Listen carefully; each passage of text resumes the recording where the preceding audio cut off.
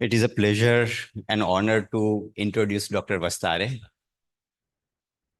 Dr. Usha Vasthare, she has been faculty of the Temple University School of Medicine, Philadelphia, for more than 17 years. She has published more than 70 research papers, abstracts, and papers in reputed journals, and contributed to 5 books used for continuing medical education course. She was academic research advisor for MDs, postdoctoral fellows, PhDs, and master students, and has been trained in hospice care for terminally ill patients. She is a co-founder of not-for-profit organization called YogaKshema. Dr. Vasthare conducts lectures, workshops, support group meetings for various sections of the society. She has been educating people about the working of mind with a approach of combination of research, neuroscientific research, and spiritual knowledge and ancient wisdom. She has delivered talks at many organizations, including Indian Institute of Technology, Madras and Kanpur, Indian Institute of Science, Institute of Chartered Accountants, Chartered Bank, Standard Chartered Bank, and many others.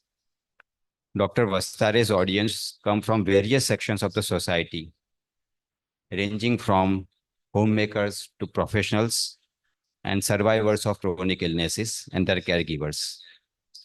To such audiences, she introduces positive psychology, practical and scientific methods to lead a holistic spiritual life, guidance on stress management, non-pharmacological treatment approaches of depression and anxiety, importance of interpersonal relationships, building resilience, mindfulness, mindful leadership, cognitive behavioral therapy, mindful living, palliative care, and healthy living.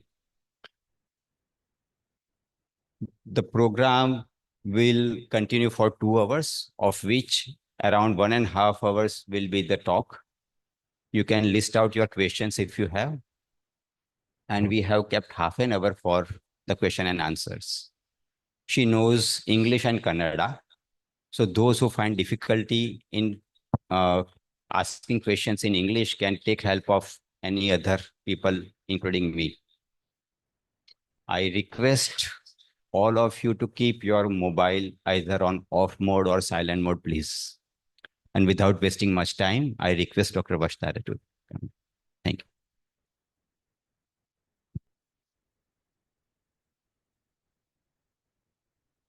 Technology, you cannot live without it.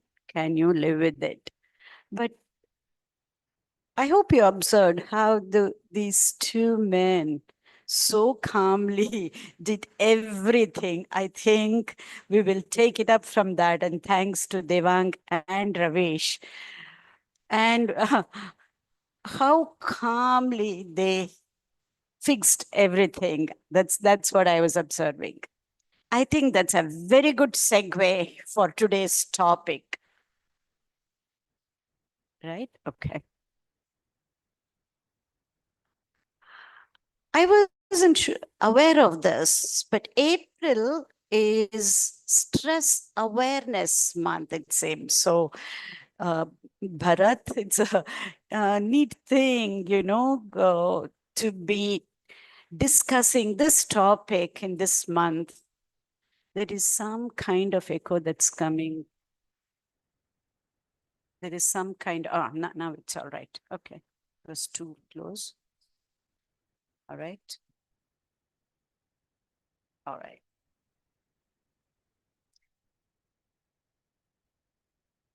Whatever age, we all love stories. And there is neuroscience behind it, as it says. Our brain is wired to understand and retain stories. Ravish, the top part of the slide, we are not able to see. Can we hide that bar? Okay, that's better. That's even better. All right. There you go. Our brains are wired to understand and retain the stories. So I'm going to start off with a story today. And this is a story about 3 stone cutters. This story was made popular by Peter Drucker, the management guru. And I have kind of modified that to our needs. So this is the way the story goes. All right. Imagine a remote village in India, right? Some construction work that's going on in that village. And a stranger from the next village passes by this village. And he sees the work that was going on. So he stops at the very first stone cutter he sees and asks a question. My dear friend, can you tell me what's happening here and what are you doing? And this first stone cutter says, what? Are you blind or something? Can't you see? I'm cutting stones. Said, fine. And then he goes to the second stone cutter he sees and asks the same question. And the second stone cutter says, you know, I have a family. My parents, my wife, and 2 kids. And this is the only thing I know to do. And I do a good job with this because I need that paycheck. Says, okay, good. And then he goes further, sees the third stone cutter and asks the same question. And the third stone cutter stops and he says, you know what? Some philanthropist is building a temple in this village. You know, right now, hardly anybody knows about this village. But once the temple is done, they're going to be fruit vendors, flower vendors, and people from nearby villages will also keep coming. And you know what? I am part of building that temple, he says. It is the same question that was asked for all the 3 stone cutters. And he got 3 different answers to the same question. Mind you, all the answers were correct. No doubt about it. But the way the 3 stone cutters were looking at their job was very different. The third stone cutter related himself and his job to a greater cause. And that is what made the difference in the 3 answers that the stranger got. Whether we are professionals, homemakers, leaders, or students, it wouldn't matter. If we can look at stress from a different perspective from today, I think that would be great.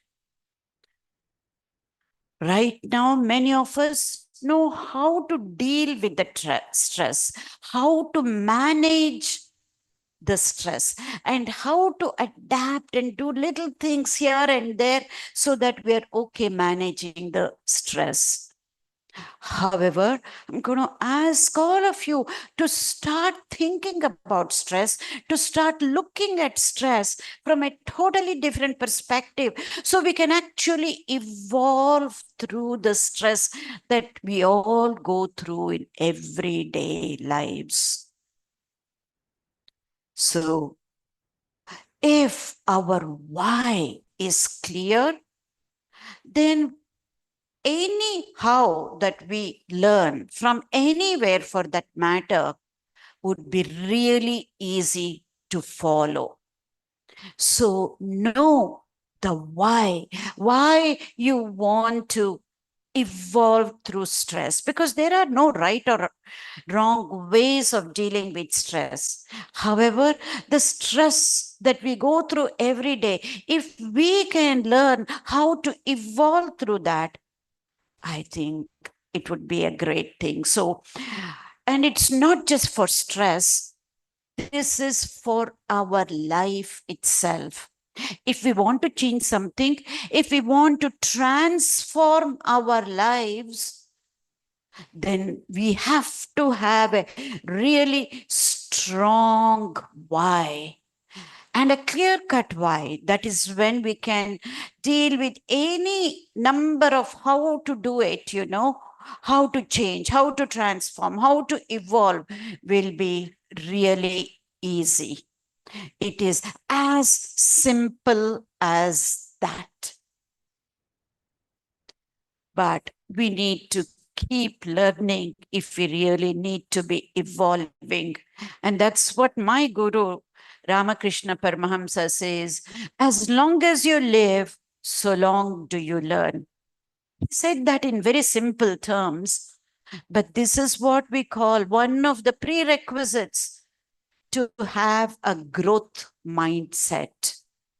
Until and unless we change our perception, until and unless we have a growth mindset, it is really going to be evolving, really going to be difficult to be evolving. I like this fellow. That's why I keep putting this. Again, this phrase is what I like the most. This is my mantra, for me, for anything that I do, I use this as a mantra. And this, if you change the way you look at things, the things you look at will change, was not said by some philosopher or some guru. He was Max Planck was a quantum physicist who said that. He was also a contemporary of, if I'm correct, Vivekananda too. Yes, he was. He was a contemporary of Vivekananda, Swami Vivekananda. Anyway, are you ready to be evolving? Are you ready to evolve through stress? Yes, that is the way. So if we are too stressed out on the job, it's not just the job that gives us the paycheck, any work that we do, any job that we do, including our volunteering services or the seva that we do, if we are stressed out on the job, we can truly evolve through that stress. And how is what we're going to learn in the next 1 hour.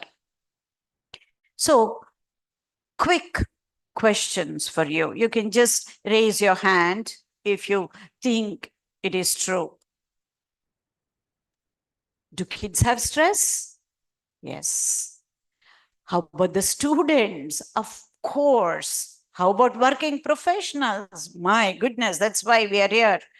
And what about mothers who are homemakers? And we think they don't have stress, right? But especially men, you have found out. Initially, you used to say to either your mothers or your spouses, how can you go through stress? You're home, you can do anything that you want. You have all the time in the world, right? Then you found out boredom is one of the causes for stress. So even homemakers and mothers and grandmothers can go through stress if they get bored with what they are doing. And it's not just our mothers or homemakers, even men, when we retire, when you retire, if you do not have some purpose, soon I can tell you, you'll get bored, and that is one of the causes of stress. Yeah. So we can keep our hands raised and then we can see, right? Yes. What does this show? Stress is not just that is something that happens only some of us. either to working women professionals, oh, we have to work at our career and come back home and juggle with both. How do we balance this out? Or for men, you have no idea. You just go to an educational institution, everything is clear, fine. But at a corporate level, how it is, how tough it is. But now we understand that nobody is immune to stress. So, what is the surest way to overcome stress and evolve through stress is knowledge, understanding the stress the proper way. But just intellectual understanding is not going to be enough. We need to put that into action, right? We need to turn that knowledge into action. So we have a choice. Either we can go through the stress, deal with it, survive through it, or we can actually evolve through stress. And there is no right or wrong in these answers, right?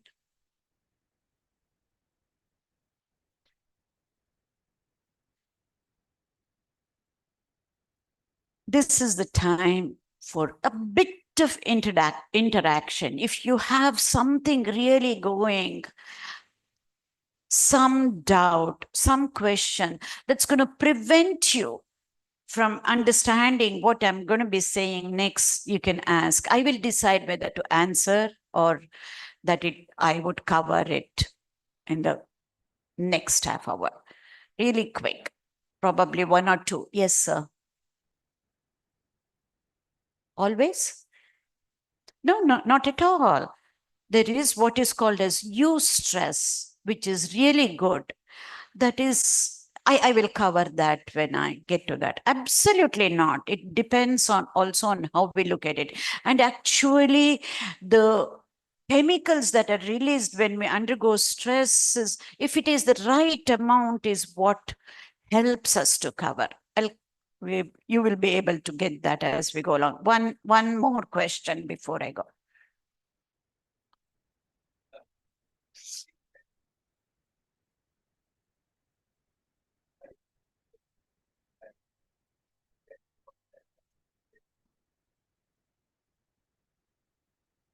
Yeah, we will get to that. Thank you. Okay, we will go forward. So what does stress look like? I'm just going to show you some pictures rather than talking about it so you'll get an idea. We think students and especially teenagers these days don't go through much stress. Stress can even lead to depression and anxiety. Many of you can, or many of us can understand this, right? Especially if you're very much used to using your gadgets, especially at night. And the things that you were watching or reading is so stimulating. You're learning. That's why it keeps you going. But that's what happens. You cannot sleep. Even if it is something good, you cannot sleep. When I was very young, and even in school days, for the college days for that matter, we were taught, read something before you go to sleep. That was a great habit. That was great, but not anymore. I don't recommend that for many of us as adults. I say no need to even read because it depends on what you're reading. And you can be thinking about it, analyzing, rationalizing, taking sides. Rather than that, just be quiet, and then we'll see how just watching your breath is enough for you to help to go to sleep. At least I'm talking with adults who are not students. This won't hold good for students, of course, for most of us. So honestly, I don't read anymore before going to sleep. Something that calms you down, something that doesn't help you to think and analyze is that activity that you should be doing. And we have seen this. If we have seen this with kids and even with adults, may not be as much for people who come to this place. Not much of emotional eating because you're all at a different level. But when I travel various different countries and go through different continents, this is what I see. Even youngsters, not just being obese, and even their cholesterol levels are so high. This is a really big concern. Also, not having a purpose for life, not understanding what this life is all about, which means not having that zest for life, is what also causes stress. And it's never ever too late at whatever age to figure out the meaning and purpose of life. And this we used to hear only from philosophers, right? Or from people who would wear ochre robes. But I am speaking about meaning and purpose of life from the most scientific perspective. If anything that I say sounds philosophical, trust me, it is not. It is completely whatever I'm talking about is based on neuroscience and also on positive psychology. So it is definitely not just philosophical expressions. So what is stress, right? It's not a question that I'm not asking you for questions. I'm asking for answers. What do you think is stress?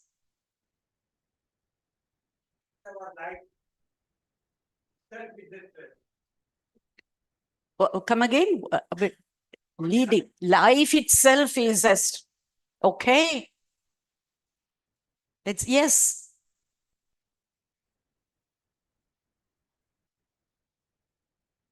Thinking about something or someone, and then I lost you. Hmm? Oh, okay. One last answer. Huh?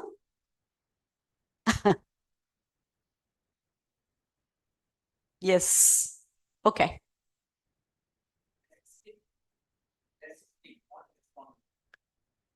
Okay. Absolutely. All of this is what we think as stress, right? I'll tell you. Just we have this steel cup, right? How much do you think it weighs? Guess. No right or wrong answers. How much do you think this cup weighs? 100 grams, 200 grams. That's fine. I'll take it. Hardly anything, right? If I hold this cup for few minutes, of course, nothing happens. If I hold this cup for an hour, if I have to hold it, depending on my age, right? Or my physical condition, starts aching a little bit. If I have to hold this for 24 hours, what would happen? Right? We are just talking about physical weight there, and then we know how it affects. What about the stress that we go through? As you said, that's when life becomes stress. If we do not know how to put that glass down, then life becomes stress. So we're going to learn much more than that, not just to put the cup down. How can we benefit from that? So this is what we learn in medical schools, right? I know we don't want to know even anything about those terms. I can go ahead and then talk to you about that whole cycle, what happens when what we call as stress, whatever your definition of stress might be. So, however, I'm not going to go through, but you can think all those chemical reactions happen.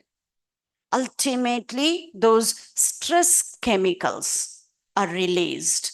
Could be stress hormones, it could be adrenaline, it could be epinephrine, norepinephrine. These are the chemicals that are released, right? Which causes havoc.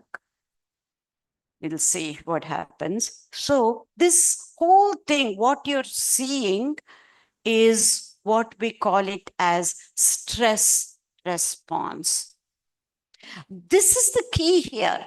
This stress response, what we're talking about, is there to help us, to save us from danger. This has evolutionary biological significance. The stress response it happens even in animals to save those animals from danger.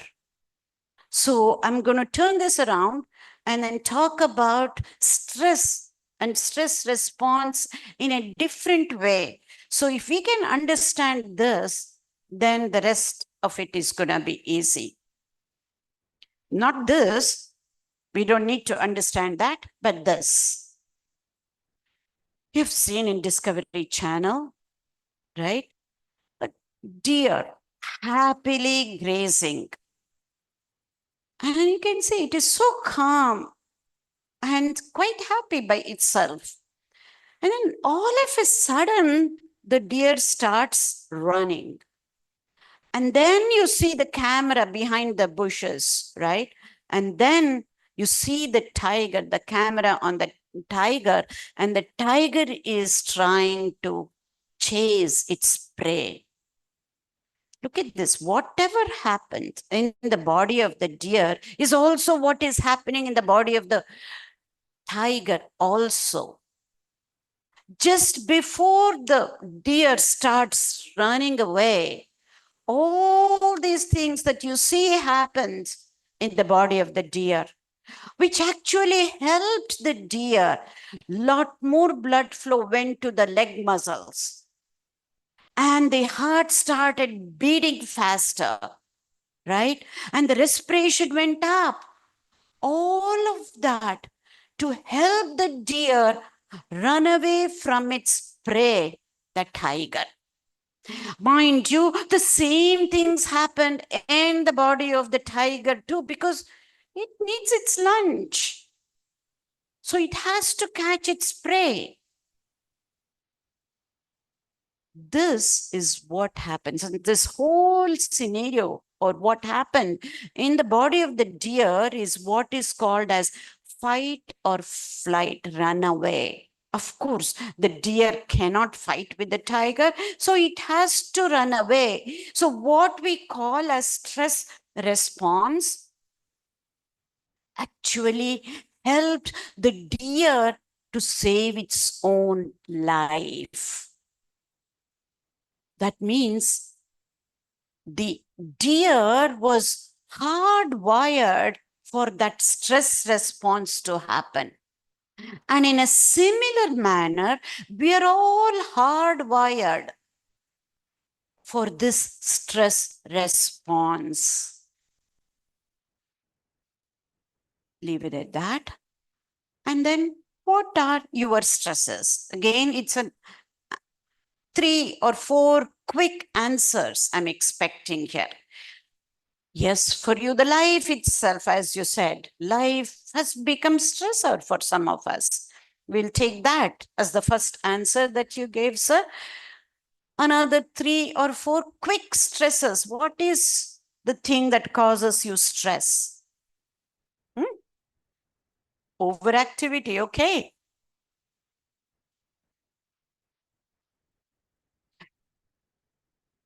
Whatever things that are beyond our control, absolutely. Anybody else? Huh? Oh, if you don't achieve the target, absolutely, that is what causes stress.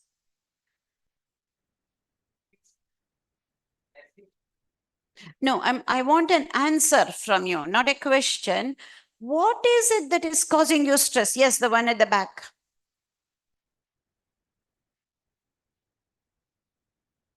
Absolutely. Comparing with others and feeling bad or even feeling good. And that good you have to maintain, just like reaching the target. If you are at a certain level and you have to maintain that certain level because you're comparing with others, otherwise you're going to be like them. That is also what causes stress. Absolutely. So there are many, many, many more. Just like what you said, our life itself causes stress. Even little things can cause stress, right? If, but think about all the stressors that you gave the answers, including the ones that are not under your control. Is there any danger from that? For the deer, the tiger was the stressor, and the tiger was going to eat the deer. So the life of the deer was in danger. All the stressors that you talked about, the thing, stressor is the thing that triggers our stress. Is there any danger? Is there any physical danger?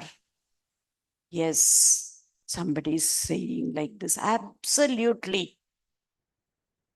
Including our inferiority complex, comparing with others. Absolutely, that cannot be any danger. But yet, these are the things that are causing us stress.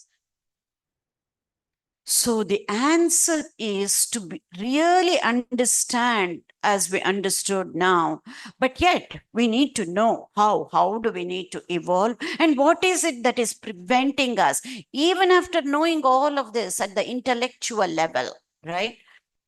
But today you're going to take this knowledge itself can be your medicine to really evolve through stress, not just overcome, but through evolve through stress. We will see that.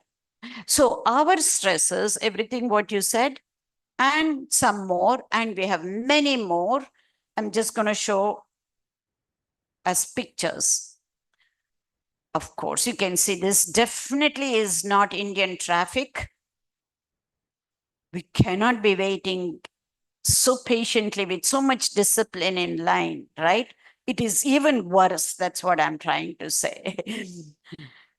And this, like you said, deadline, not meeting the targets for the students, and not just for the students, even for the parents, the tests, exams. And my hand can go up, many hands will go up to say, if you, did you get enough sleep at night? This also causes stress in children, in kids. Sometimes it's not even fighting. Not fighting also causes stress because they can feel what is happening at home. Just because being silent, not talking, won't mean anything. How we are behaving with others within the family, or even at workplace for that matter, is what is important.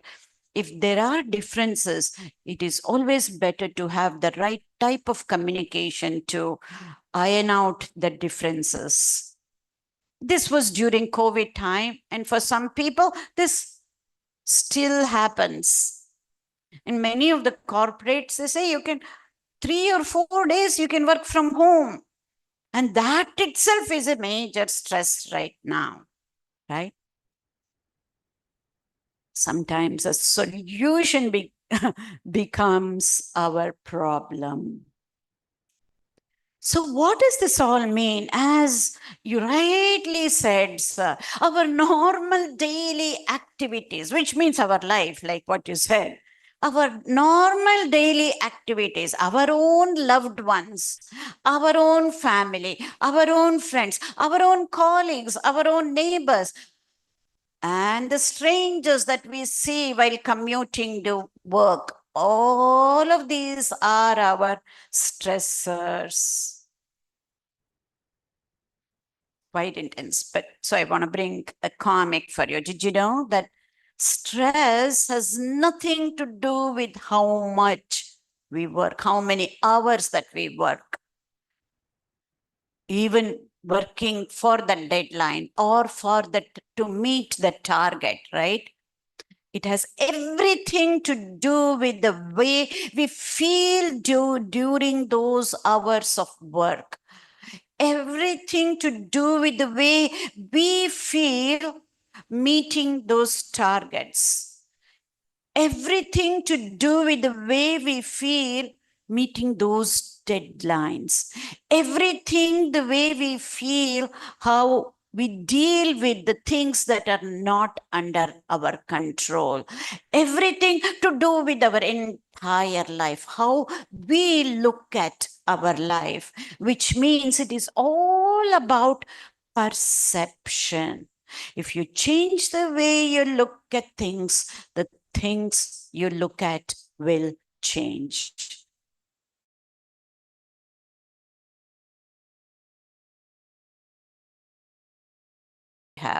You can broadly say these are the three types of stress, right? Acute stress, episodic stress, and chronic stress.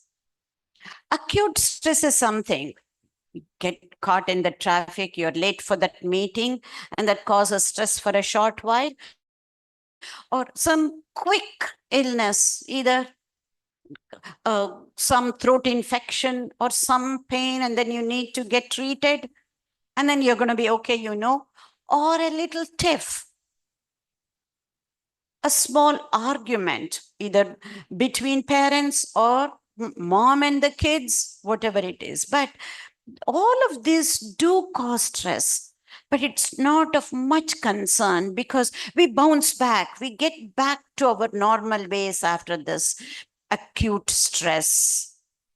However, the episodic acute stress, you can say, it is regular mini crisis that happens either at work or at home.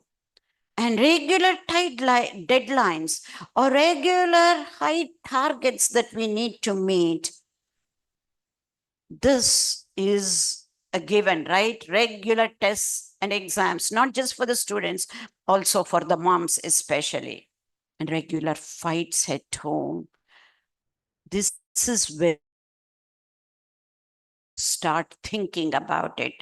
This can affect our relationships and thus our work. So what is chronic stress? There are some chairs here, sir. You can, okay, you've got them. Chronic stress, difficult relationships, whether at home or at work, or between neighbors for that matter these days.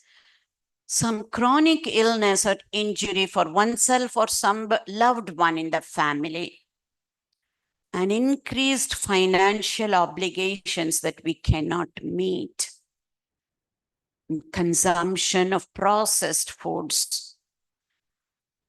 Everywhere else, it's hard for people to believe because this has become a norm.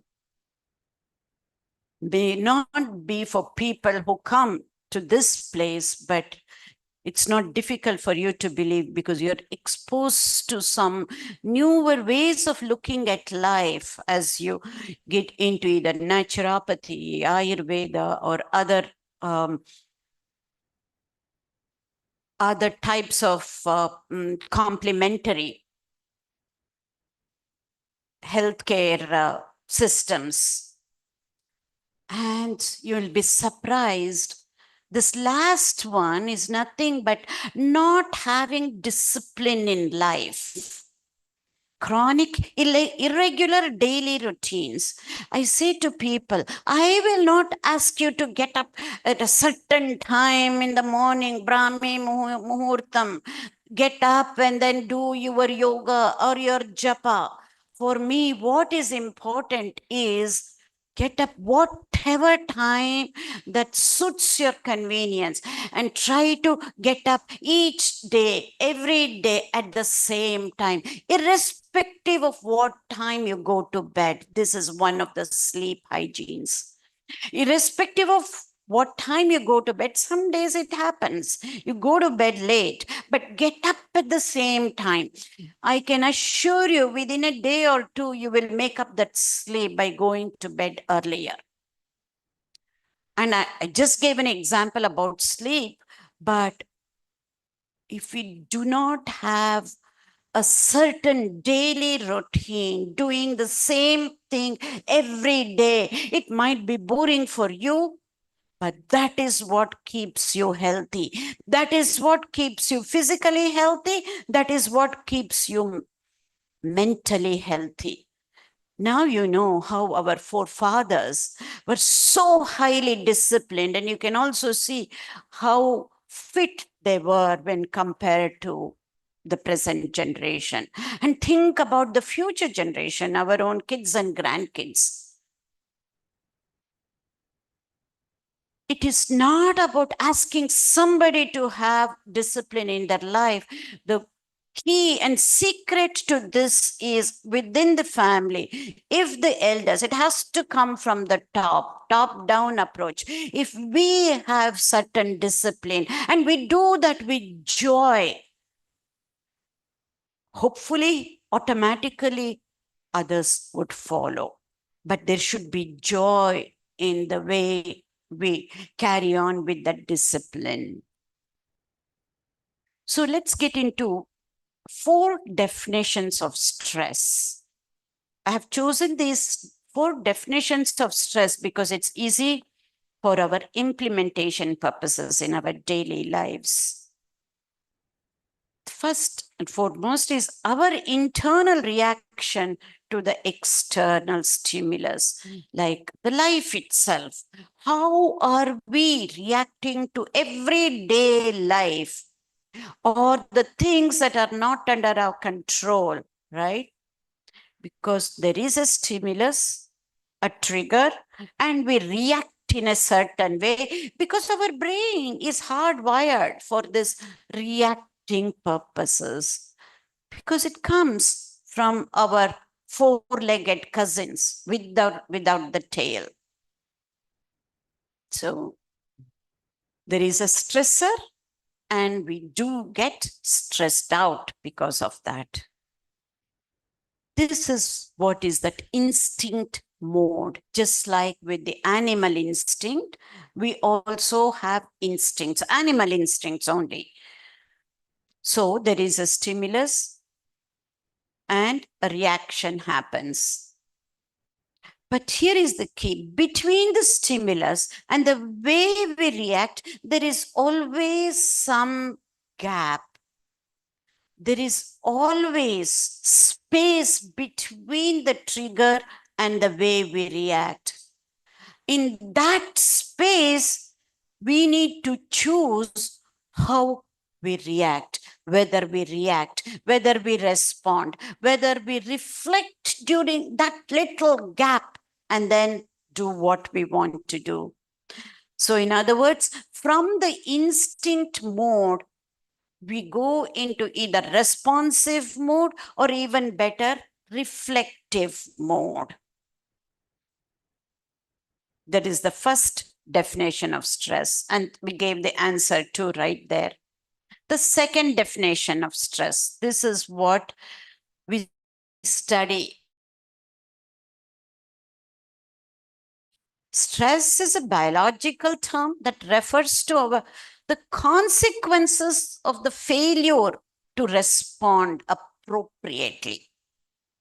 It could be emotional response or physical response. It could be something that is real or it could be something that is imagined.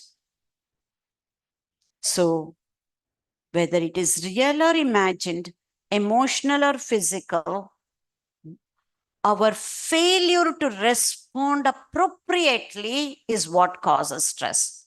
This is where you need to remember one of the neuroscience concepts says, not all thoughts are true. See, it also says something that is actual, real, or imagined. Many times we are imagining things that which is what causes stress rather than dealing with it at that moment, here and now, now and here. Because whether we know it or not, without our awareness, the brain cannot tell the difference between what is real and what is imagined. It's very easy for you to see that, especially with kids. Before going to exam, they imagine this, it's going to be really, really difficult. How do we know? It is imagination. Anything about the future, either you can call it imagination or prediction, whatever it is, if it is not real, it is not actual, it has not happened. At that time, we have to ask ourselves, how do I know this exam is going to be tough or the interview that I'm going to be taking is going to be difficult? How do I know whether I get that job or not? We need to ask that question and answer in the most honest way. And the best answer you would get is, I do not know. Because especially when it is about future, we do not know. So there is 50-50 chance. So why bother? At that time, think about this neuroscience concept, which is going to be true for everybody. Science is about commonality, irrespective of the age, color, creed, socio-economic, educational background, it is going to be the same, right?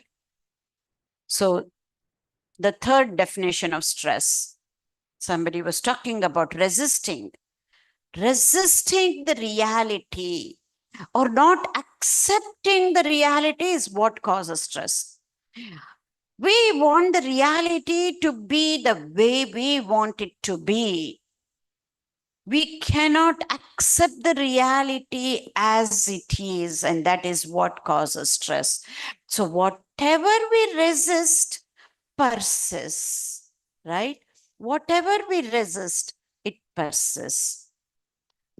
This is the answer for that, the serenity prayer. Grant me the serenity to accept the things I cannot change, the things that are not under our control. Courage to change the things I can, and the wisdom to know the difference. What is it that I can change and what is it that I cannot change? Especially the things that are not under our control. There is no way, if we don't even know what it is, how can we change?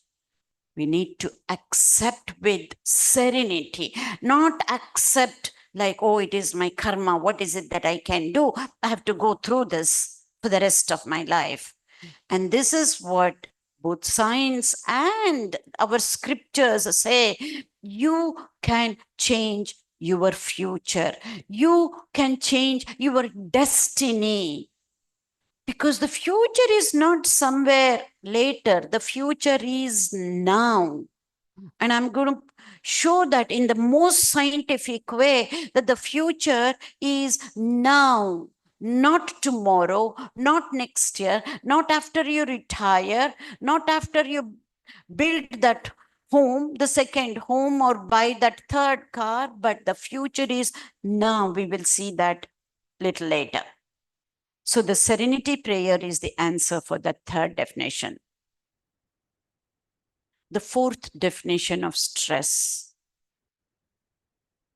usually stress, if this happens either at work or at home, right? Stress begins when your gut says, how is it possible to do that? How is it possible to meet that target? But our mouth says, oh, sure, no problem. I'll do that. Do this all that time. But you know what? Somehow we end up doing that. Somehow we do meet the targets. We do meet those deadlines, but we are stressed out. We have done it. We have achieved it, but we talk about how difficult it was. We don't talk about how we accomplished. We talk about the process, how difficult it is. Just use simple logic there. Does that make sense? First, you thought it was really difficult, but you did it. Why focus on the path that was difficult? Focus on the goal that you have achieved and see how much joy and pride it brings to you rather than focusing on how difficult it was. If we do this as adults, then it is easier for the kids to follow that, especially they have to go through the tests and exams on a regular basis, and let them focus on what they have achieved and keep mirror as the competition so they can keep improving rather than focusing on the process which was difficult. Focus on the goal. I usually say focus on the process, but there are times we need to focus on the goal, and this is one such time. Try to do what you love to do. Many a times it is not going to be possible. So start loving what you do. I know it feels simple. We need to keep that life very simple so that we can start liking what we do. 45 years back when I went to US, many of you were not even born.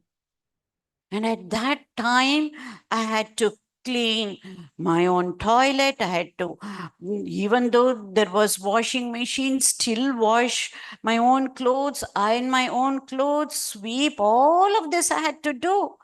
Was there any other way? So I started liking what I used to do. Otherwise, I can tell you from day one, American life would have been really stressful. All of this after coming back from our work or before going to work. It takes a while to have a maid in America. So we all go through, and this was 45 years back. I did not know anything about stress, none of that. I was not into thinking so deeply. Young person who went, but the magic was I started liking, oh, the washing machine, oh, the vacuum cleaner, which I had never ever seen, right? So just an example, we can just start liking what we do. I think that would be the answer for the life question that you had. Then life cannot be stressful. And it will not be. I cannot say cannot be. It will not be stressful. So alignment of thought, word, and action, that goes back to our action about our keeping up with the deadline. Action was fine, but our thought and our talking won't align to our actions that we did. We think that it is stressful. We talk about how stressful that whole 1 month was before meeting the deadline. So that align your thought, word, and action. Here, take from the action and then align it with your how you talk about it and think about it. So we got into 4 definitions of stress from the point of implementation. So this is a quick one. We all know this. So how does stress affect us? We can go about saying many different ways. I will say yes for everything, but we don't need to spend too much on this because we know what we go through and we have heard from people what they go through. But basically, it affects our mood at an emotional level, at our physical body level and on our behavior. It affects. For some people, they sleep too much. Some others, because of stress, they sleep too little. Some people eat too much. Others eat too little. You can think about all different combinations. I've just listed a few. We know a whole lot more than this, so we don't need to go into the effects of stress. So what does this all mean? We are hardwired for fight or flight response. So we need to rewire ourselves for relaxation response.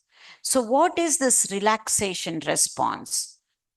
It is not something new, but we have scientific validation for a physiological state that we can easily elicit ourselves. That is the relaxation response.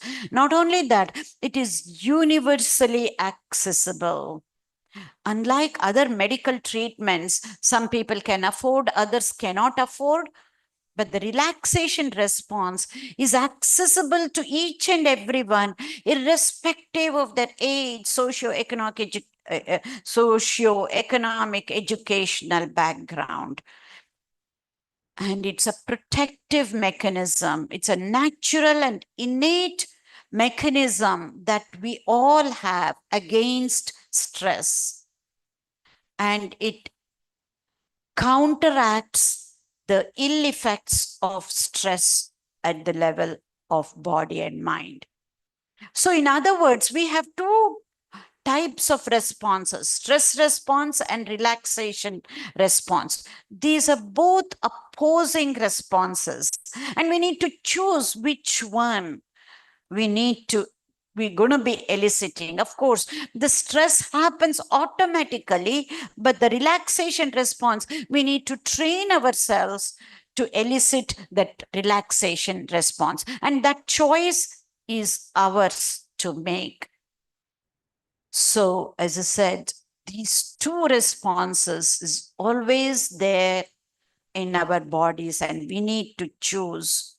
Let's understand the differences between that fight or flight response, or in other words, a stress response, and the relaxation response. The stress response is triggered by stressful situations, whereas the relaxation response counters the effect of that stress response. Because of stress, our heart rate, blood pressure, and breathing rate increases, whereas relaxation response decreases heart rate, our blood pressure, and our respiratory rate. Stress response prepares the body for immediate action. That is where the good stress, eustress, also comes about, but that is only when we recognize that. Usually it goes beyond that, right? It is, for most of us, it is not the good way of dealing with the stress, but the ill effect of the stress. Whereas the relaxation response promotes a calm and a response which leads to wellness. Chronic activation of stress response can lead to and will lead to our health problems, whereas regular elicitation of relaxation response can improve our overall health. And we know our modern lifestyle, it often triggers our stress response very inappropriately and very frequently. So we need to cultivate to elicit the relaxation response so that it leads to good health. So what are the key components of this relaxation response? This I'm talking about when we have to cultivate over a period of time. And I'll also show you when we are in the situation, how do we use this?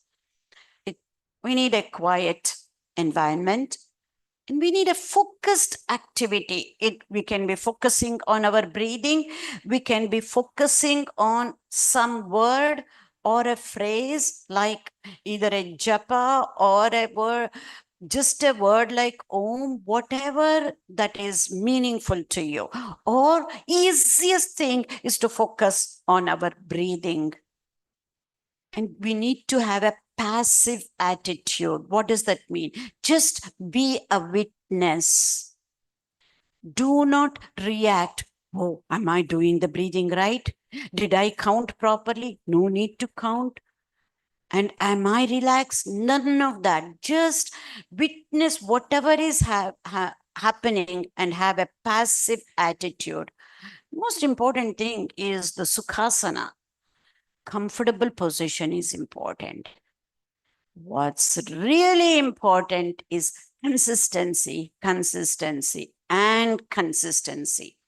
You have to be practicing this every day, preferably at the same time, preferably at the same place, so that you start eliciting the relaxation response on a daily basis. Once you do that, I'll show you how it comes handy. So everything what we talked about, stress response and relaxation response, that you can see with the arrows. And the first person who actually coined the term relaxation response was Dr. Herbert Benson in States. When we keep doing that on a consistent basis, when at that moment when we are stressful, all you need to do is to just take 3 breaths, 3 deep breaths. That means focusing on your breath. That is enough to calm your mind down. I'm not going to go into the science of it, especially with the breathing, but I just would like to tell, when you do those 3 deep breaths, after you have consistently practiced the other times, right? You need to practice to be eliciting this relaxation response, because when we take the deep breaths, we are stimulating the parasympathetic nervous system. Whereas when we undergo the stress response, we're stimulating the sympathetic nervous system. So when we practice this relaxation response on demand, not even 3 breaths, you can train yourself for just single breath. That is enough. And I tell you, even breath is at a gross level. Subtler than the breath is our thought. Our mind is subtler than the breath. If you keep practicing, even just closing the eyes and seeing that you need to calm down is enough. That thought is enough to elicit that relaxation response. So how do we evolve through stress? Through the process called neuroplasticity. And what is this neuroplasticity? We will look into that very briefly. It is the brain's competency of wiring and rewiring itself. We will see. You know, we thought to change our lives, we need to be changing our minds. That is how we were taught while you were young. Make up your mind and then you will be able to do anything that you want. But the new neuroscience research shows if you need to change your life, just changing your mind is not going to be enough. You need to change your mind to change your brain. There was, if I have to say this in an anecdotal form, a couple of decades back, it was the present Dalai Lama who challenged the neuroscientists, saying that if you change your mind in a certain way, the brain would change. That's not what neuroscientists were taught. If something happened to the brain, the mind would change, not the other way around. Because they just took the analogy of a computer brain analogy to the hardware of the computer and the mind for the software. So the neuroscientist said, if something happened to the software, nothing happens to the hardware. They just took it in that simplest form. But at that time, Dalai Lama posed another challenge saying that if I am wrong, I'm going to go back and change the Buddhist texts, which was an offshoot of our Hindu text, scriptural text. And if I'm right, you have to change your scientific texts. And there was also new technology at that time that was present, functional MRI, SPECT scans, PET scans, so that they could look at the activity of the brain over a period of time. And Dalai Lama also sent many of the Buddhist monks who had many, many thousands of hours of meditative practices, as short as 5,000 hours up to 20 to 30,000 hours. And when their brains were scanned, like what you see, one of the Buddhist monks, he was a French molecular biologist turned into a Buddhist monk. His name is Matthew Ricard. Anyway, many of the Buddhist monks' brains were scanned and they were compared to the control non-meditative groups of people. And there was clear-cut differences in the brains of meditative monks and the brains of non-meditative control group of people, which clearly showed that if you changed your mind in a particular way, in a willful way, in a conscious way, deliberate way, over a period of time, the structure and function of the brain itself changes. And this whole process is called neuroplasticity. What is mind? Thoughts and feelings, right? So if we change our thoughts and feelings in a particular way, deliberately, consciously, willfully, over a period of time, we can change the structure and function of the brain. But here is the secret here. Until and unless the changing of mind in a particular way results in changes in our actions, results in the changes in our habits, results in the changes in our behavior, results in the changes in our life experience, long-lasting changes in the structure and function of the brain will not happen. So we are not able to transform our lives. We can change our lives for a short while and then we go back to the old ways. For long-lasting changes in our lives to happen, changing our mind has to result in the changes in our habits, our experience, our behaviors, and our habits. So we need to change our brain structurally and functionally to be able to change our lives. And that whole process is called neuroplasticity. I have a short video that I'm going to show you.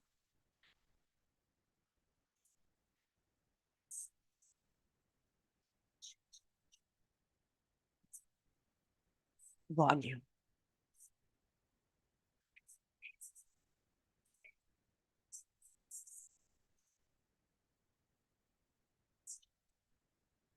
They cannot hear. They need to increase the volume.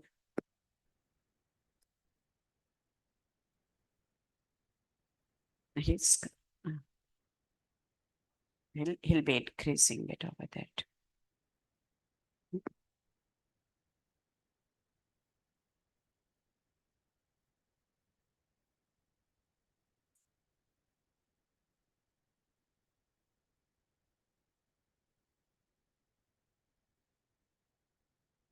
Hello.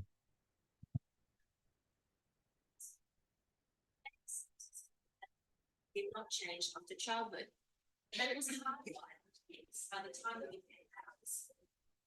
But recent advances in only the last decade now tell us that this is simply not true. The brain can and does change throughout our lives. It is adaptable, like plastic. Hence, neuroscientists call this neuroplasticity. How does neuroplasticity work? If you think of your brain as a dynamic, connected power grid, There are billions of pathways or roads lighting up every time you think, feel, or do something. Some of these roads are well-traveled. These are our habits, our established ways of thinking, feeling, and doing. Every time we think in a certain way, practice a particular task, or feel a specific emotion, we strengthen this road. It becomes easier for our brains to travel this pathway. Say we think about something differently, learn a new task, or choose a different emotion. We start carving out a new road. If we keep traveling that road, our brains begin to use this pathway more, and this new way of thinking, feeling, or doing becomes second nature. The old pathway gets used less and less and weakens. This process of rewiring your brain by forming new connections and weakening old ones is neuroplasticity in action. The good news is that we all have the ability to learn and change by rewiring our brains. If you have ever changed a bad habit or thought about something differently, you have carved a new pathway in your brain and experienced neuroplasticity firsthand. With repeated and directed attention towards your desired change, you can rewire your brain. Thank you.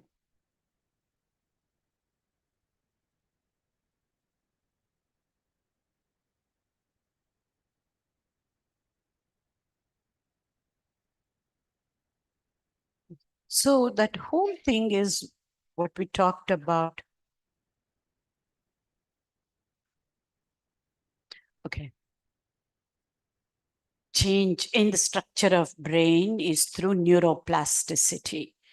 Before going into the tools, we need to understand what is it that prevents us to be evolving?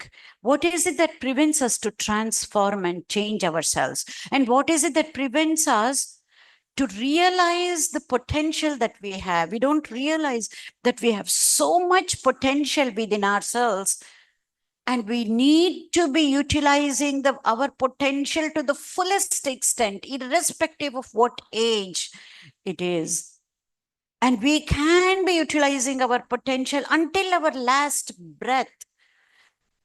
So what is it that prevents us to be utilizing our potential and to be evolving?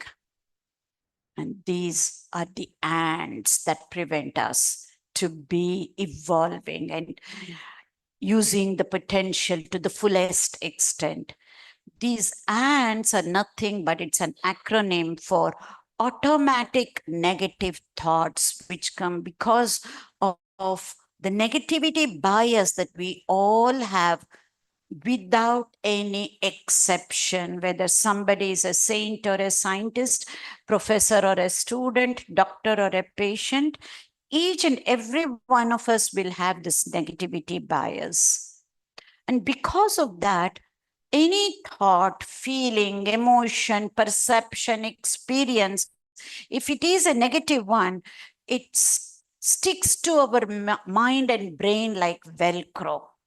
And the same mind and brain for anything that is positive, be it thought, emotion, feeling, perception, belief system, experience, and memory, will act as a Teflon material, which is the non-stick material that anybody can make perfect dosas, on the non-stick pan.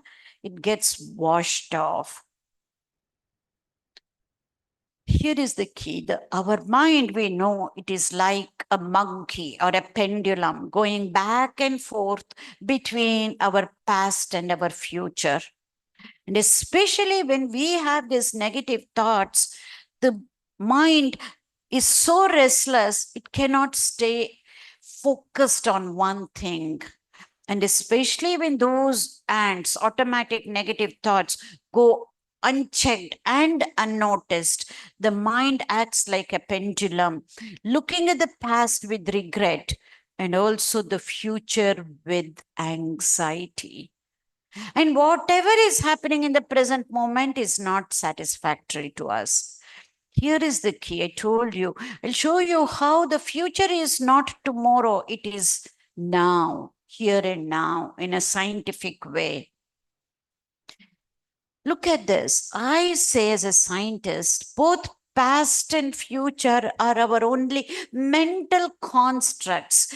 Past and future are only in our minds. When yesterday was happening, what was yesterday? It was today. Yes, it was also Saturday, but that's not the answer I'm looking for. Yesterday was today, and tomorrow hasn't happened yet. When tomorrow is going to happen, what will be tomorrow? Tomorrow will also be today. In other words, at the thought level, we have past and future. Yes, we need to learn from the past and plan for the future. But when it comes to the action part, when it comes to doing, we can only do in the present moment, here and now, now and here. So what does that mean? You know, Swami Vivekananda said, I'm paraphrasing, I'm not quoting verbatim, paraphrasing. He says, we are what we are today because of what we have been in the past.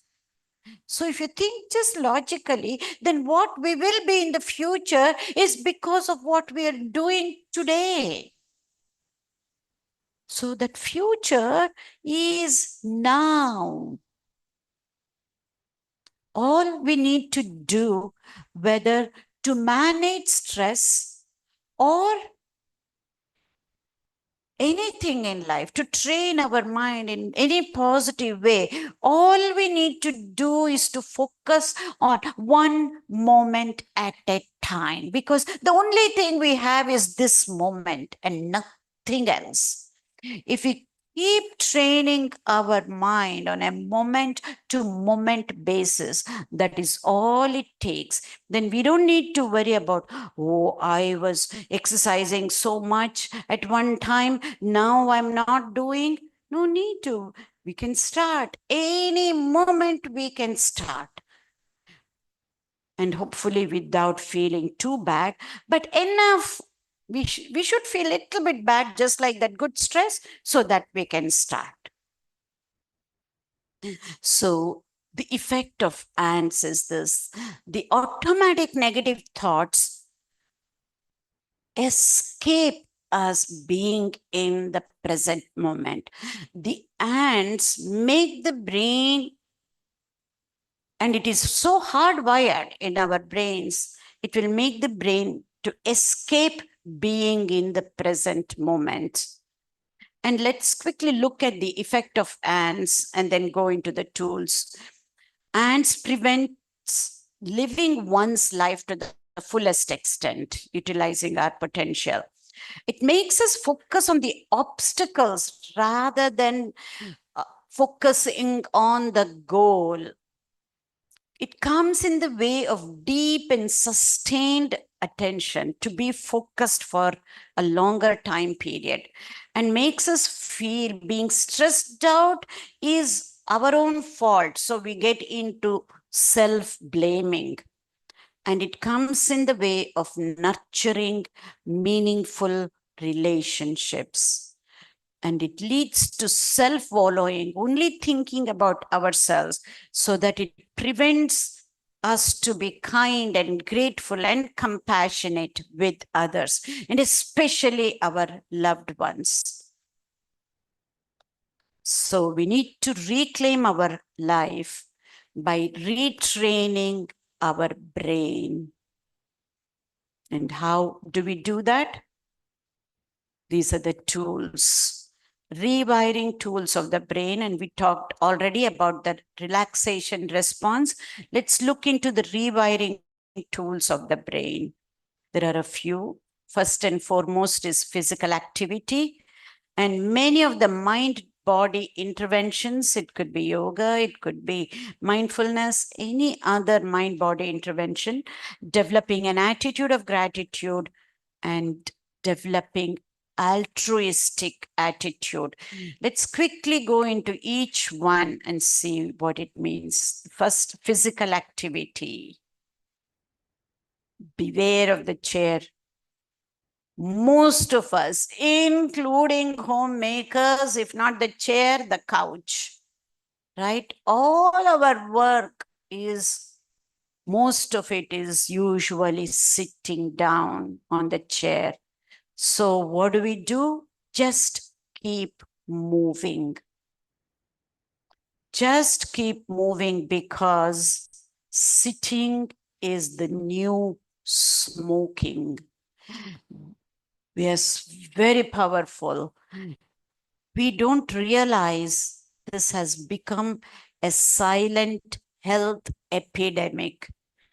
Not having enough physical activity has become a health epidemic. If you ask me, at least if somebody smokes, it takes a longer time to see the effect.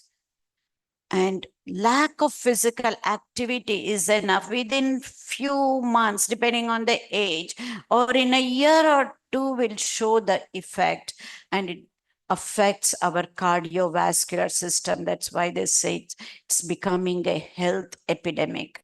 This is statistics from the states. According to CDC, chronic diseases, they're now being number one threat to public health. It surpasses infectious diseases in US. So sitting has become a silent health epidemic. So just keep moving. What I usually say is, put an alarm on your phone every hour on the hour. Get up and walk 5 minutes wherever you are, whether at home or in the office. Just do that and then see the change. So I'll just take up mindfulness technique for mind-body intervention, and then we will move on. All we need to remember in mindfulness, now it has become such a buzzword. Anywhere you see, they talk about mindfulness, but I'm going to give you in very simple terms so that you can immediately start implementing.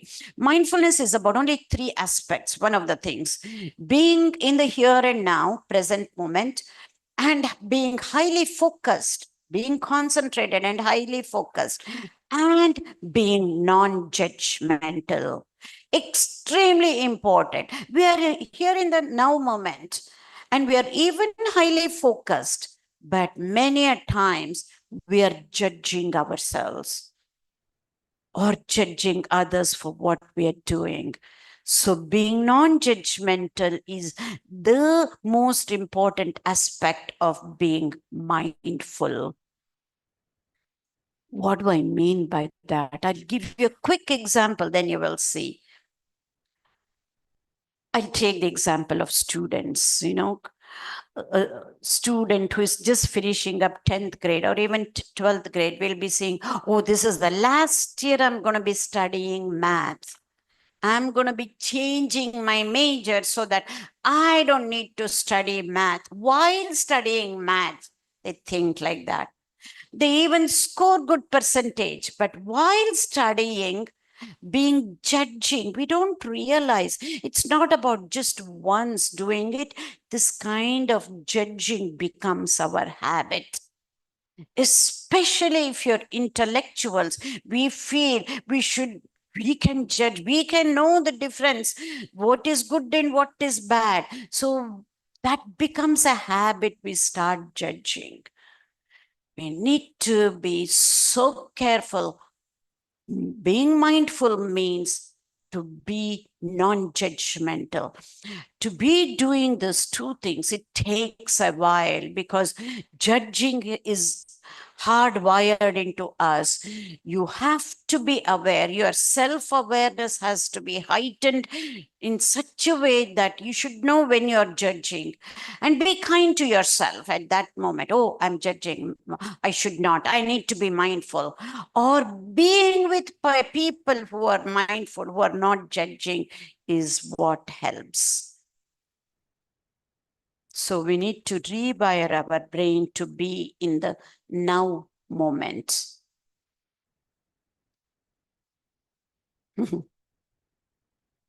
I don't need to say anything about it. Self-explanatory. Idle mind is an unhappy mind. We don't realize this. When we're learning anything new, we are focused and we are happier. Another way of looking at mindfulness is all of us have a clear divide between what we like to do, that is what we want to do, but what we have to do. That distinction has to go away. Whatever has to be done, we should just be doing it. So all we need to do is to remember this Nike commercial. Just do it is enough to remember that divide between what I have to do and what I want to do will go away. These are all various different mind-body interventions. I will quickly just tell what it is and then go through. And if anybody is interested in any of these links, I think Ravi should have these links with you. We have studio quality audio links of some of these mind-body intervention technique. And we also give an introduction and conclusion as to how each one of these would work. So you can see either directly or indirectly, it is all related to alleviating stress, developing attitude of gratitude. You know, we used to think those who are happy are the ones who are grateful. But neuroscience research shows it is the other way around. If you're grateful, you're happier. You might think, how is that possible, right?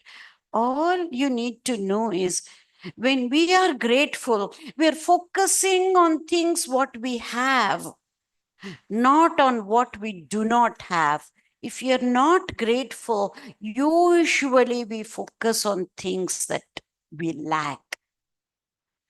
Developing an attitude of gratitude automatically helps us to focus on the things that we have, which is what makes us happier. So develop an attitude of gratitude by writing 3 things that you're grateful for every day in a book, sitting at the same place, preferably at the same time, in the same book. Write 3 things that you're grateful for and see the change that happens within you. And others around you will tell how you have changed by maintaining that journal, which helps to develop an attitude of gratitude. The last tool is developing an altruistic attitude. We don't realize, especially in West, this is a big thing because it's a Christian society and they believe in giving. They believe in donating. They believe how important it is to be sharing with others. This I learned a lot more from a Christian saint, Saint Francis of Assisi, who says, giving, for it is in giving that we receive, which means giving is receiving. And you can take it to a very deep level, starting just volunteering our time. We think we are only volunteering our time. Some people do it for time pass, but if we go deeper and start looking at whatever we are sharing with others from the point of service and not just volunteering, there is a huge difference. Then see the difference that happens within you. And we need to be doing this for ourselves. See the changes that happen within you. Don't focus on the beneficiary, focus on yourself and see.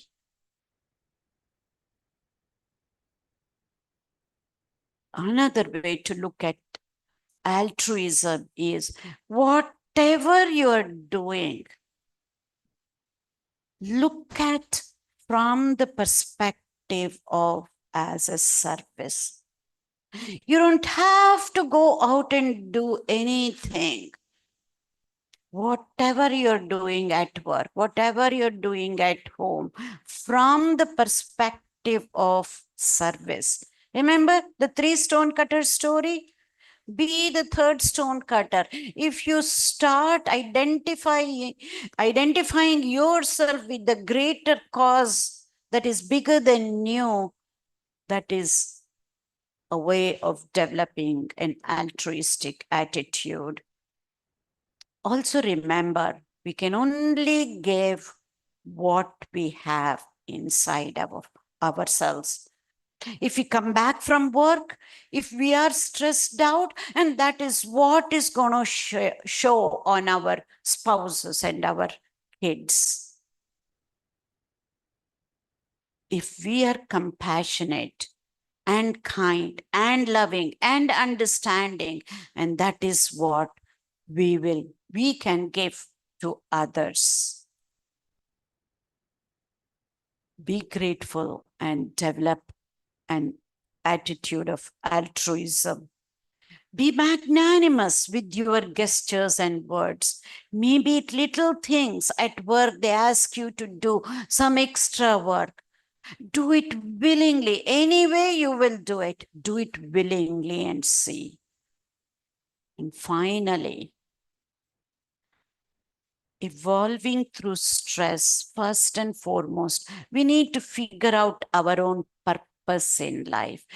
Figure out the meaning and purpose in life and start utilizing your potential to the fullest extent possible. And evolving means on a moment to moment basis, and it's not a stage to reach. Evolving through stress begins from a single thought, ends with action, and it happens now and here and now. Thank you.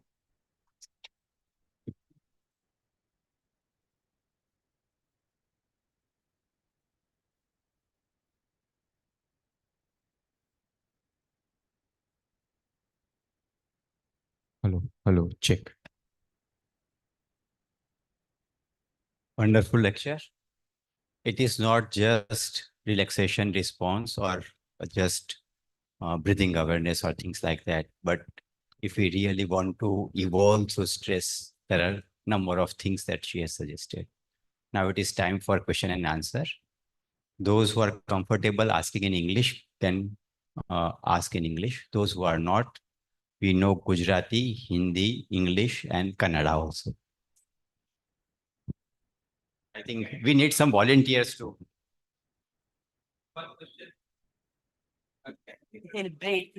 He's bringing the mic. Hi.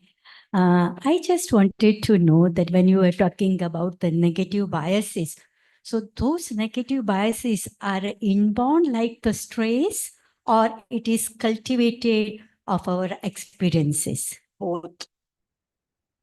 Yeah, it's a double whammy. It is both.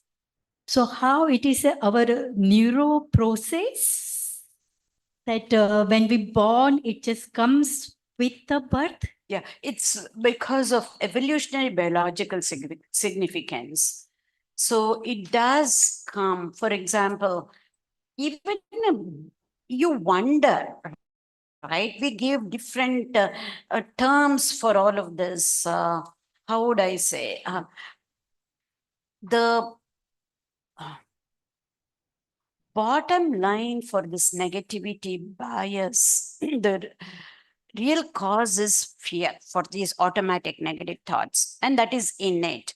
And we also have many cognitive biases that we acquire as we keep getting older, like being in echo chambers, confirmation bias. All these are learned biases. And depending on the culture, we acquire many different cultural biases too. But the innate ones Everybody will have both good qualities and certain biases that come. And many of it also comes from the genes of our parents.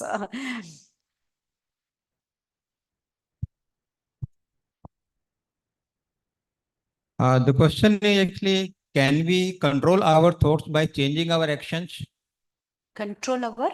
Can we change our thoughts by changing our actions? Yeah, for action, how did the action come about? We don't realize the subtle aspect of the action is you would have thought about it, unless it's an involuntary action. All actions, before action, there is always a thought. We don't realize it. So Otherwise, it is an involuntary action or it's an instinct action. I'm not talking about instincts. Instincts, it just happens without much thought, right? Or even there, it's an instinct thought. It comes automatically. The only actions that come without any thought are the reflex actions, because some of it won't even go up to the brain level. So there is no way of thinking. It just goes to the spinal cord and comes out when we touch something hard. But all other thoughts, whether instinct or not, by changing our thoughts and then changing our feelings about it too, and then resulting in changes in our action is the way we transform ourselves. In other words, just thinking about changing will not help. Feeling good about I want to change will not help. Talking about I want to change will not help. All of this put together should follow with actions. Then only it will help. okay, one more question. Can the parenting change the ants? ANTS, you are talking negative bias things. How the parents can reduce their negative in the kids actually? By following, being positive. If the parents are more positive, if they show reactions to what is happening in a negative way, that is what the kid picks up.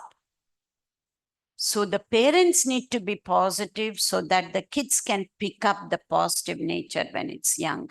When it goes out, it's a different thing when it becomes older. But a young kid, the only influence is usually with the parents. How the parents behave, everyday life situations is how the kid picks up either being negative or positive. Okay, thank you.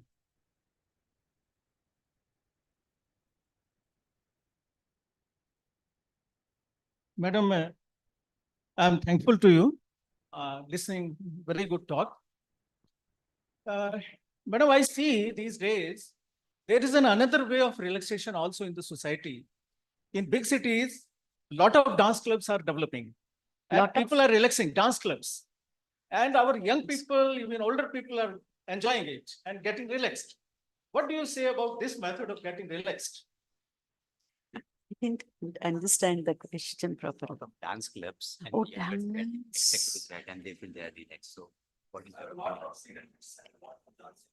Dancing is movement. I don't want to talk about, especially when people learn Bharatanatyam, and it's a way of expressing any kind of movement would help. I don't want to make any value judgment here, what type of dance and all of that. That's a totally different issue. We're not talking about values, but I have been asked to talk about values. At that time, I can address what type of dance, whether the parents should encourage or not. It's a totally different thing. But now there is so much cultural influence. It also depends on parenting to a certain extent. But once a kids come to a certain age, it all depends on what type of values that we have at home. The type of values that we were brought up is not going to be enough. The way we have to bring our kids and grandkids up.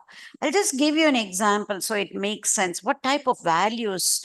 We have to go beyond what we were taught. Do not tell lies, finish all the food on the plate because there are so many poor people. You cannot waste anything. All those values have to be there. What we do, it's always the values are caught, not taught. So how we are, just like what I was talking about parenting, that is how. But there are things, for example, when we were young, it is very common to show somebody who is poor and say, you know what? If you don't study, you're going to become poor like him or her, showing a beggar, right? That was very common in my generation. But that won't hold good in today's society. We need to show the same beggar, and to the kid, we need to say, you know what? You need to study so that you can eradicate poverty. So even the kind of values, like how we need to be kind and compassionate with others and more understanding, empathize, not sympathy, but empathy. These are the values that we need to be following and talking to the kids and giving experience that will provide such kind of values to be expressed. I think, Ushaji, the question was also regarding the short-term relaxation that the people find with dance clubs or maybe cigarette smoking or maybe alcohol and drugs and things like that. Yeah. So your opinion about this? Smoking, it seems like it relaxes people. Absolutely. And it does for a short while because of their mind. But there are many studies that show smoking actually constricts the blood vessels, which will lead to many, many other issues. And dancing for relaxation, any type of dance is quite okay, because any type of movement and joyous movement truly will help people to relax, including the elderly people. And of course, the youngsters would have even more joy. Definitely dancing, because it's a physical activity, it would help. It should bring joy. And the physical action itself would help. Did that answer? Oh, drugs. Okay. Oh, absolutely not. Even smoking, I said no. Drugs is of a higher order. It definitely will not. And drinking, again, in the beginning, it seems like this is the paradox. People get into smoking and drinking and doing drugs. Initially, it feels like, oh, I'm so relieved with stress and I'm getting very creative ideas. I can do a lot of work, is how people feel, creative people feel about doing drugs and then smoking and alcohol. A lot more creative people is how they think than otherwise. We know it definitely is not the way to go, and definitely will not reduce stress. In the short term, somebody can do a lot more work. I won't deny that, but it certainly will not reduce stress, and it certainly will cause ill effects towards our physical, mental, and even more importantly, interpersonal relationships.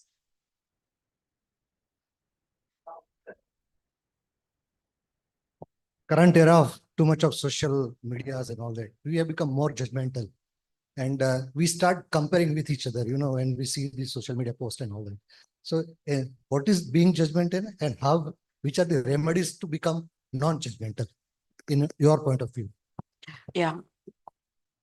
Very simply, judgmental is not having all the facts and making decisions, and those decisions are usually negative. That's what I would call very easy way of understanding being judgmental. For us to be non-judgmental, our self-awareness is extremely important. It's not about others who have to tell us that we are judgmental or not.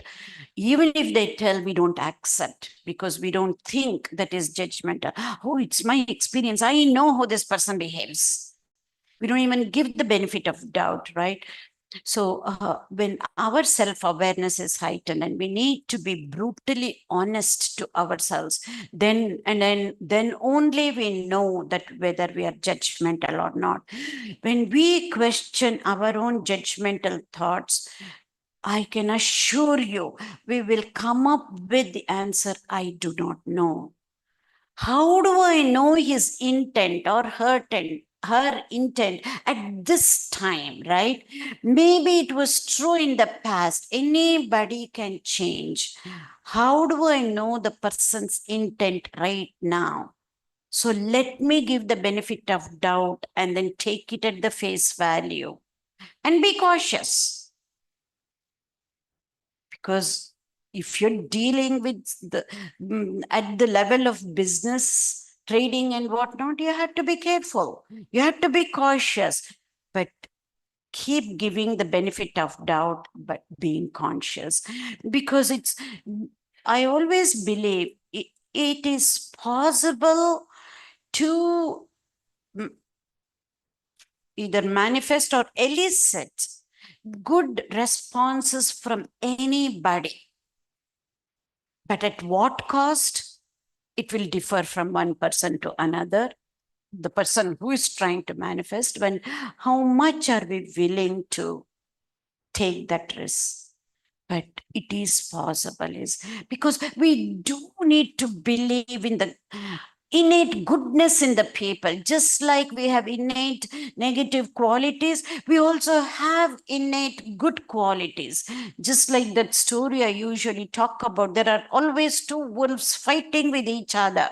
One wolf always saying negative things about seeing things in a negative way, the other wolf seeing things in a positive way, and there is a fight that goes on all the time. Because it's a fight, you might ask a question, which wolf is going to win? The wolf that we are going to feed. So both are within us, being judgmental, which is also a negative thing, right? And comparison, you talked about the comparison. Comparison is also an ant comparing with others. Mirror has to be our competition. We need to compare ourselves with ourselves in the past. Hello. Madam, thanks for the wonderful session. My question is stress emanating from biochemical imbalances within your body system? Yes. When we are stressed out, stress chemicals are released.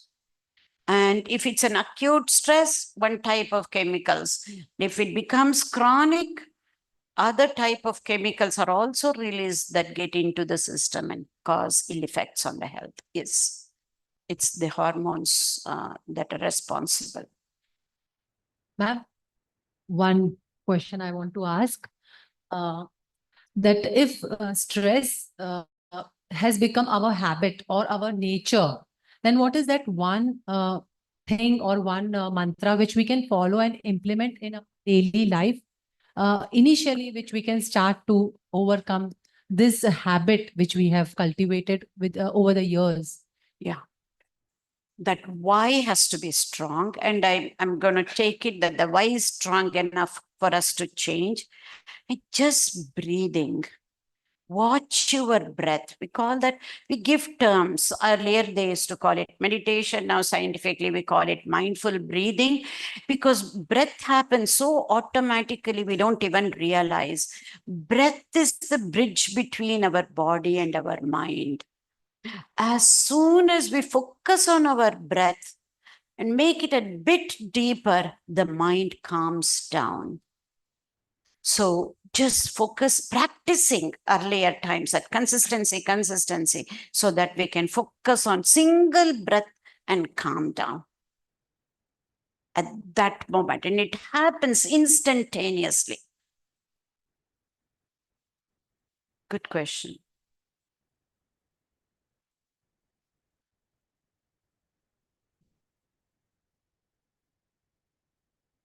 Thank you very much. It was a very good information we received. I want to think that can we become insulated from the stress so that we have no negative or positive action? Is it good or bad? I don't know what you mean by insulated by stress. It's not that we go out. It starts from a thought, even the stress, which means you have to insulate yourself against that stressful thought. The trigger may be outside, but how we react to the trigger is what causes stress. We become helpless for the moment. Don't think of anything. Think within only, not outside. Right. Is it okay or bad? No, it is okay, but we cannot be just thinking and not putting into action and not be with other people, right? When we are other people, we are looking at outside. Both are important. How we look at the world and how we think in this world, inside world. Both are, it's not about needed or not. That is what this life is all about, right? Because we have to deal with this inside world and outside world too. But that will not have any impact on it. Yeah. One of the stresses is being more tech savvy and digitally connected. Of the stressors is getting tech savvy and digitally connected. Oh, Tech savvy. see, when we are connected with this, we are disconnected with people. This is true not just for the younger generation, and even for adults. We really need to connect with people. Initially, especially during COVID days, that was great. That was the only way. That is what saved us from going into depression or anxiety. But that cannot be the norm. We really need to connect with people whom we love. And we know that reduces stress. And we know, especially in Japan, there is a city wherein the people are connected so much. Every day after work, they go to neighbor's house and they have tea and they talk.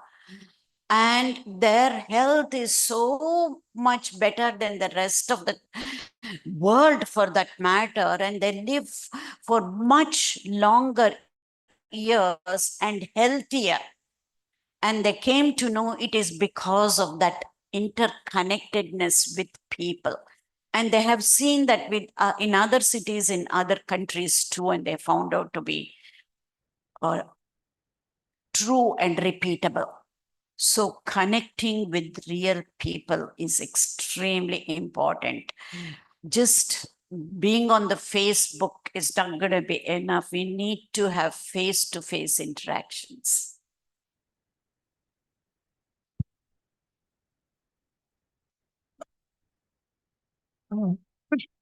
It's a very good gathering over here.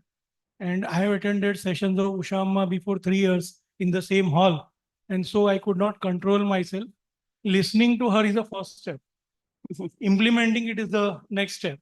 And I feel I have been implementing that over the last 3 years to a reasonably good extent. And it has changed my life. Yes, I want to say that. And I would like to state some more specific about it. Before 3 years, 6 months, and I think today it will be 26 days, I lost my better half suddenly due to cardiac arrest. When I attended her workshop in this hall, 15 days, it was April, March 22, I think. Bharat bhai. Then I was not aware whether it was stress, depression, anxiety, grief. I was not aware of what it was. But I attended it. I understood so many things. I'm a teacher. I help now my students and their parents also do it in a meaningful way. So that entire journey started in this hall, which was later on implemented by me with my limitations in my family environment, with my daughter, with my mother, with my friends over. And that implementation made the difference. સાંભળીને બહુ સારું લાગે છે. ઘરે જઈને apply કરવાનું છે. Apply કરતા કરતા ભૂલો થશે, મારીએ થઈ છે, તમારી થશે. પાછું કોન્શિયસલી એફર્ટ મૂકવાના છે. અને એ થાય છે તો લાઈફ ચેન્જ થાય છે. મારે ખાલી આજ કહેવું હતું. Thank you.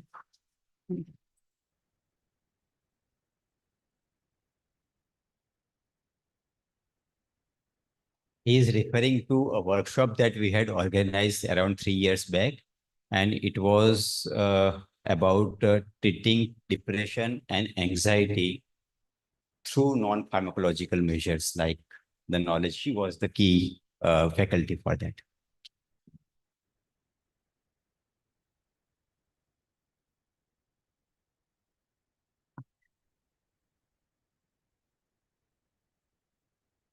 Oh, okay, sure.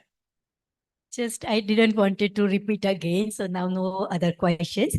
Just taking my question further, note that if it is a inbuilt thing, our negative biases, so like a stress is inbuilt and it has some positive component too. So does this negative biases, if it is inbuilt, has some positive component in that also, or no?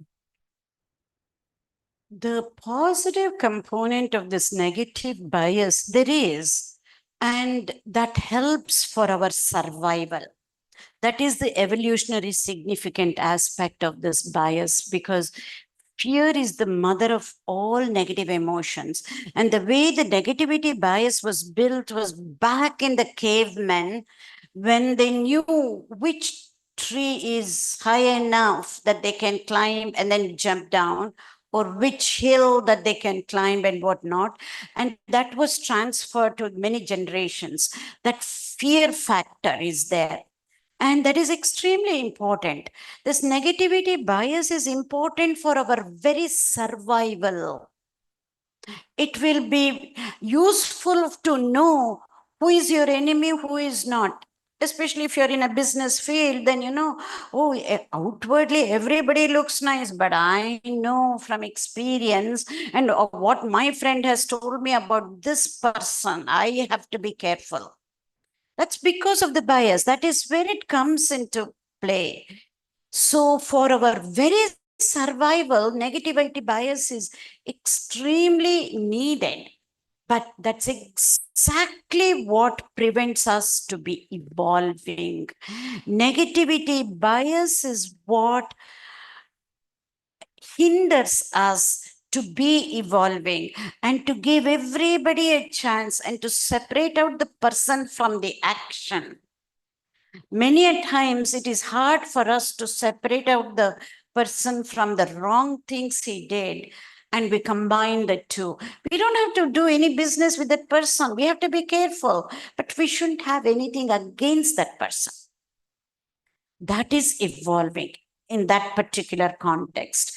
So negativity bias in general prevents us to evolve, but extremely important for our very survival.